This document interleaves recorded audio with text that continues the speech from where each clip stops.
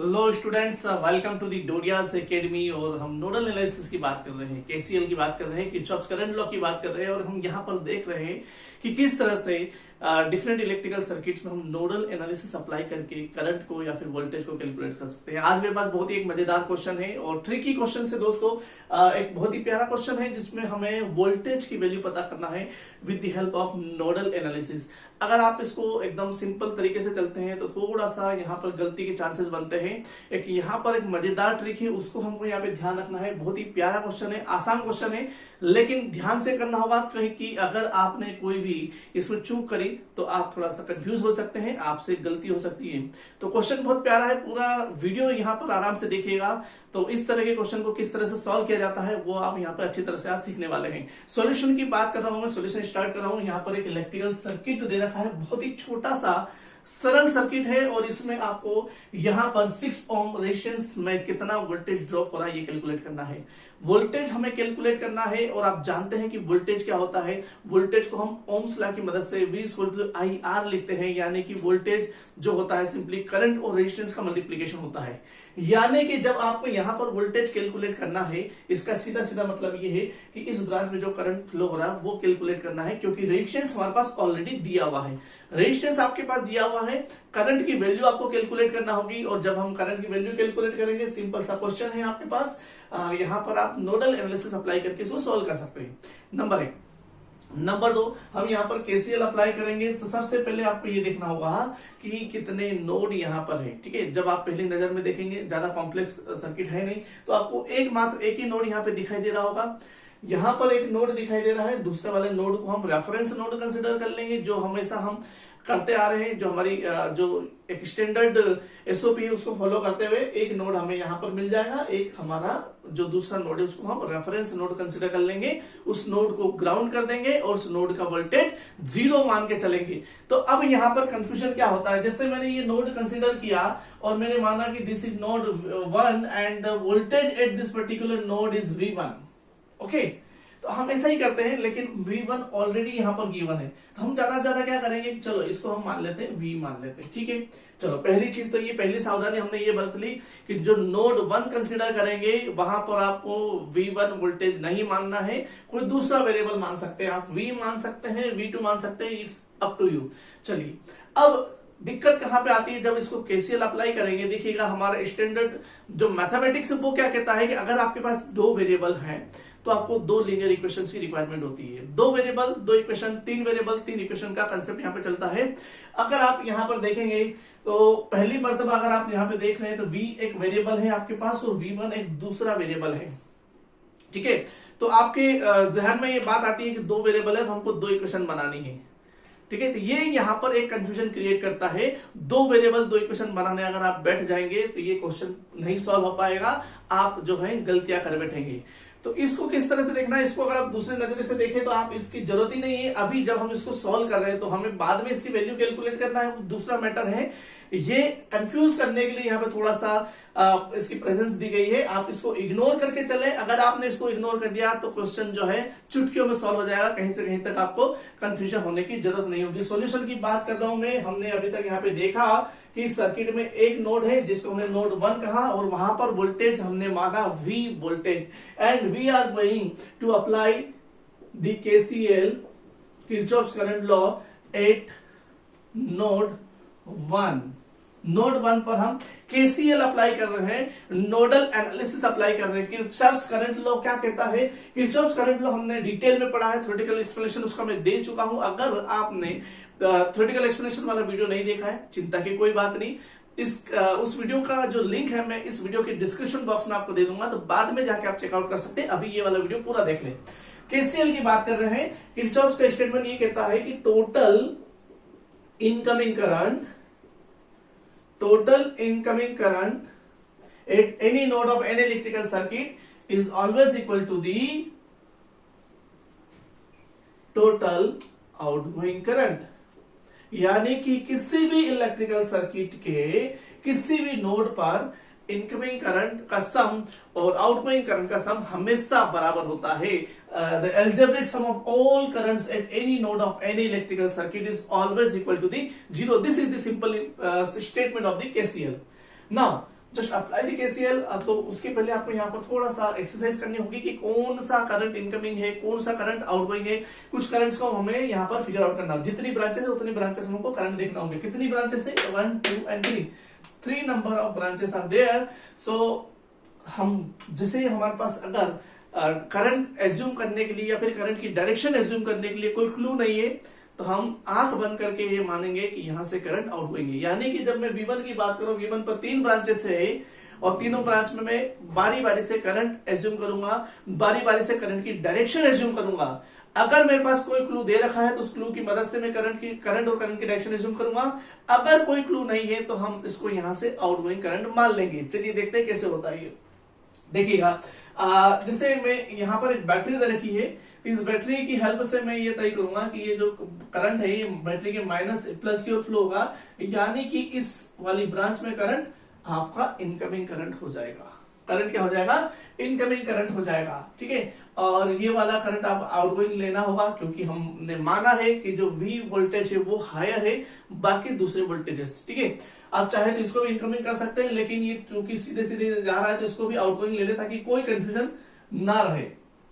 Current की values भी assume कर लेते हैं। लेट अस से suppose this is current I1, this is current I2 and this is current I3। So KCL के स्टेटमेंट के अकॉर्डिंग यहां पर हमारे पास जो है I2 and I3 are the outgoing currents and I1 is the only incoming current. So total incoming current is what? I1. And the total outgoing current is what? I2 plus I3.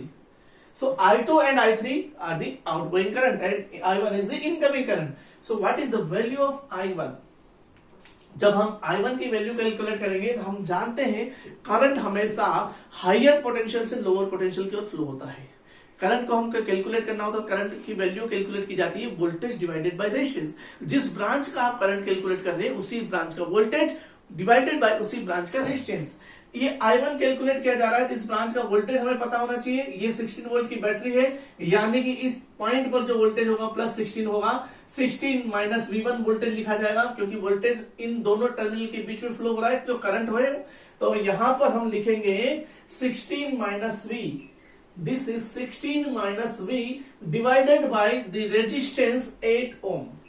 So I1 के लिए हमने values यहां पर लिख लिए। अब बारी है I2 की, तो I2 वाली ब्रांच में भी अगेन एक हमारे पास बैटरी है, तो इस बैटरी से हम ये तय करेंगे ये 30 वोल्ट की बैटरी है, तो यहां पर प्लस 30 वोल्ट आपका वोल्टेज आपको मिलेगा। माइनस वाले टर्मिनल पर माइनस 30 वोल्ट मिलेगा, अभी हमको उसकी जरूरत नहीं है। तो V minus 30 divided by 6, again current is what, current is voltage divided by resistance. Voltage क्या है, V माइनस 30, रेजिस्टेंस कितना है 6। तो I2 की वैल्यू क्या हो जाएगी, V minus 30 divided by 6। So this is the value of I2। अब हम बात करते हैं I3 की, इसको प्लस करते जाएंगे। I3 जो है ये इस ब्रांच में फ्लो हो रहा है, इस ब्रांच में कोई बैटरी नहीं है, कोई दिक्कत नहीं, ये तो और सिंपल हो जाएगा।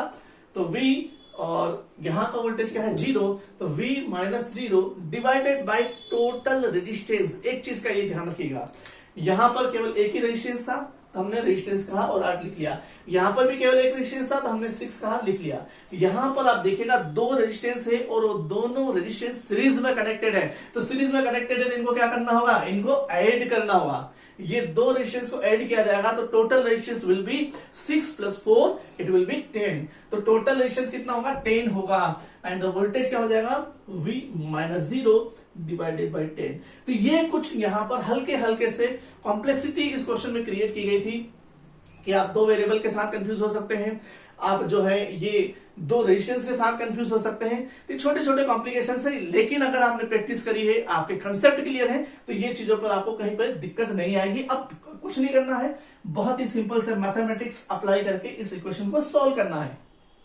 तो जब हम इस इक्वेशन को सॉल्व करेंगे, ये सारे वेरिएबल में उस तरफ ले जाऊंगा और फिर हम एलसीएम लेंगे। तो सबसे पहले तो मैं वेरिएबल को अरेंज कर लेता हूं। 16 minus V divided by 8 minus V minus 30 divided by 6 minus V divided by 10 and equal to the 0। ये वेरिएबल्स को हमने इक्वल साइन के लेफ्ट साइड में सब्स्टिट्यूट पुट अप कर दिया। एंड अब हम जब एलसीएम लेंगे एलसीएम 8, 6 और 10 का एलसीएम आपको मिलेगा 120। 120 को आप 8 से जब डिवाइड करते हैं तो आपको मिल जाएगा मेरे ख्याल से 16, 15 मिलेगा, 15 मिलेगा। This 15 will be multiplied with the 16 minus v, okay. And minus यहां पर जब आप 6 से डिवाइड करेंगे तो आपको मिलेगा 20, so this 20 will be multiplied with v minus 30 minus यहां पर आपको मिलेगा 12, it will be 12v equal to the 0। ये 120 0 के साथ मल्टीप्लाई होगा, 0 हो जाएगा। तो इक्वेशन हमारे पास कुछ इस तरह से मिलेगी, 15 इंटू 16 हमको लिखना होगा 15 into 16 minus 15v minus 20v minus 20 into minus 30 minus minus plus, okay, and minus 12v, and this 120 will be multiplied with 0 and it will be 0। Okay, यहां तक चीजें क्लियर है। अब ये 16 इंटू 50 तो 160 और आपका 80 240 मिलेगा आपको, minus 15v minus 20v and 2 into 3 600 minus 12v equal to the 0। This is again equal to the 0। Equation क्या मिल रही है आपको? यहां पर जब आप देखेंगे तो 15v माइनस 20v और minus 12v, 15 plus 20 is 35 and 12 is 17, 17 आपको मिल रहा है। तो you will have 17 volt. Plus का कि माइनस का, तीनों के आगे माइनस साइन है, it will B minus 17 volt. and this is 240 and this is 600, it will be plus 840 equal to the 0, so minus 17v equal to the minus 840, so minus minus will be get cancel out, so v will be equal to the 840 divided by 17। अब यहां से आप इसको solve करके value calculate कर सकते हैं। जब 840 को आप 17 से 840 को बाय 17 से डिवाइड करेंगे, 840 डिवाइडेड बाय, एक सेकेंड 15 35 और 47 से 17 कहां से आ गया? ये 47 है, ठीक है। तो ये आप गलती सुधार लीजिएगा। So this will be 47। तो 47 से आपको डिवाइड करना होगा। तीनों वोल्टेज को जब आप तीनों वोल्टेज को जब आप एडअप कर रहे हैं तो आपको 47 मिलेगा। 840 को जब डिवाइड करेंगे 47 से तो you will get 17.87 volt. So this is the value of voltage. इसको आप ब्लॉक में यहां पर लिख सकते हैं। अब इसकी जरूरत क्या है? देखिए, हमारा जो पर्पस है, क्वेश्चन में क्या पूछा गया है, यहां पर आप जो वोल्टेज की वैल्यू ड्रॉप हो रही है वो पता करिए। हमने नोड का वोल्टेज निकाल लिया, नोड की वोल्टेज की मदद से i3 निकालेंगे। i3 के लिए एक्सप्रेशन हमने लिखा था v/10, तो i3 निकालना होगा क्योंकि हमने कहा था यहाँ का वोल्टेज इक्वल टू दी यहाँ का रेजिस्टेंस इंटू यहाँ का करंट। तो यहाँ का करंट क्या है? i3, ठीक है। तो current flowing through this particular 6 ohm resistance is i3, ठीक है। ये V1 क्या हो जाएगा? V1 होगा 6 इंटू i3। तो हमें i3 कैलकुलेट करना है, और i3 क्या है? i3 equal to the V divided by 10, and what is the value of voltage V? That is 17.87 volt divided by 10। So i3 will be equal to the 1.787 ampere. 1.787 ampere आपको मिला। And अब क्या करना है? ये जो मैंने लिखा है, आपको क्या निकालना है? Voltage V1, and this voltage V1 is equal to the 6 into i3। So V1 will be equal to the 6 into i3 is what? 1.787। So V1 will be equal to the, इसको जब आप मल्टीप्लाई करेंगे तो आपको मिलेगी 10.72। Answer क्या आ जाएगा आपका? 10.72 volt. So this is your final answer और आप देखिएगा, अब आप देख रहे हैं कि कितना आसान क्वेश्चन था, कितना छोटा सा क्वेश्चन था, लेकिन इस आसान क्वेश्चन में, इस छोटे से क्वेश्चन में भी अगर आपने सावधानी नहीं बरती, आपके अंदर कंसेप्ट क्लियर नहीं है, आपने यदि प्रैक्टिस नहीं की, तो बहुत सारे यहाँ पर 2-3 पॉइंट है जिसमें आप गलतियां कर सकते हैं। उम्मीद करता हूं ये पॉइंट आपको क्लियर हो गए होंगे और पूरा प्रोसेस आपको बहुत अच्छे से समझ में आया होगा। इसी तरह के क्वेश्चंस के सॉल्यूशंस के लिए, इसी तरह के एक्सप्लेनेशंस के लिए अगर आप चैनल पर नए हैं तो चैनल को सब्सक्राइब जरूर कर लीजिएगा और आने वाले वीडियोस के नोटिफिकेशंस के लिए बेल आइकन को प्रेस कर देना, ताकि नोटिफिकेशन इनेबल हो जाए और आपको जितने भी वीडियोस मैं भविष्य में अपलोड करूंगा उनकी नोटिफिकेशन आपको मिल जाए। मुझे कमेंट बॉक्स में जरूर बताइएगा कि आपको ये वीडियोस कैसे लग रहे हैं और किन टॉपिक्स पे आपको वीडियो की रिक्वायरमेंट है। अगर आपने केसीएल का थ्योरेटिकल एक्सप्लेनेशन वाला वीडियो नहीं देखा है तो आप यहां पर क्लिक करके देख सकते हैं, और बाकी पूरी प्लेलिस्ट अगर चेकआउट करना हो तो वो आपको यहां पर मिल जाएगी, दोनों चेकआउट कर सकते हैं। मिलते हैं अगली क्लास में, तब तक के लिए धन्यवाद। जय हिंद, नमस्कार।